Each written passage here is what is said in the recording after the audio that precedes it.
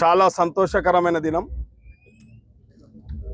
ఇలా జరుగుతున్న పార్లమెంట్ ఎన్నికల సందర్భంగా ఇలా మన పాలమూరు ముద్దుబిడ్డ రాష్ట్ర ముఖ్యమంత్రి వర్యులు రేవంత్ రెడ్డి గారు పూర్తి స్థాయిలో పనిచేస్తూ ఉన్నాడు. కాబట్టి ఇవాళ పార్లమెంట్ ఎన్నికల్లో కూడా వంశీ చందర్ రెడ్డి మచ్చలేని నాయకుడు, నీతిమంతుడు, ఇలా పార్లమెంటు సభ్యునిగా అన్ని అర్హతలు కలిగిన ఏకైక వ్యక్తి ఈ తెలంగాణ రాష్ట్రంలో అంటే వంశీ చందర్ రెడ్డి గారు. కాబట్టి వారి గెలుపుకు కంకణబద్దులైన ప్రతి కాంగ్రెస్ కార్యకర్తలకు, పెద్ద నాయకులకు, మహిళలకు, ఎస్సీ ఎస్టీ బీసీ మైనార్టీలకు ప్రతి ఒక్కరికి ఒక సంకల్పం, ఒక అంకుటిత భావం.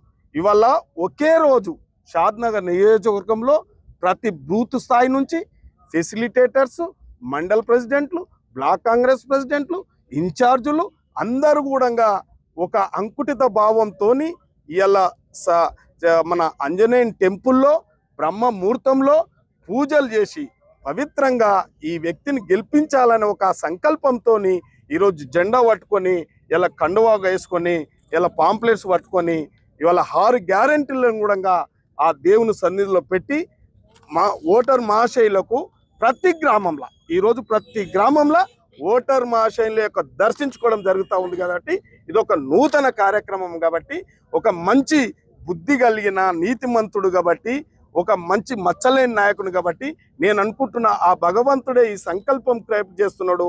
ఇంత మంచి వాతావరణం క్రియేట్ చేసిండంటే మనం అందరం కూడా అర్థం చేసుకోవాలి.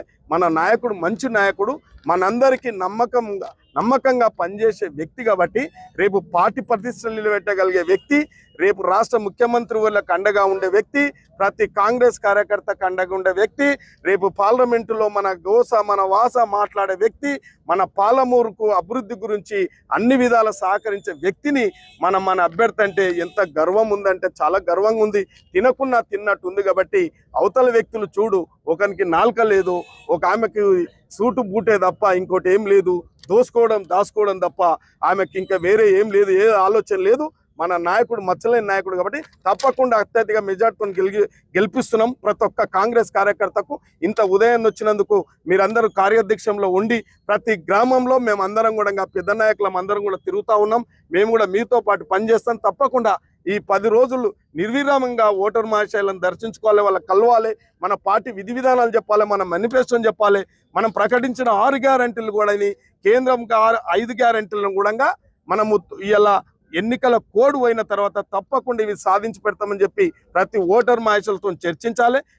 సగర్వంగా ఇలా తలెత్తుకొని పోయి కూడా ఓటర్కు ఇంటింటికి మనం అందరం ప్రచారం చేయాల్సిందిగా మీ అందరితో విజ్ఞప్తి చేస్తూ మీకు అన్ని ఏర్పాట్లు చేసే బాధ్యత మాదని చెప్పి మీ అందరితో మనవి చేస్తూ ఈ కార్యక్రమం ముందుకు తీసుకుపోవాల్సిందిగా ప్రతి కాంగ్రెస్ కార్యకర్తకు నేను నమస్కారాలు చేసి తెలియజేస్తా ఉన్నాను.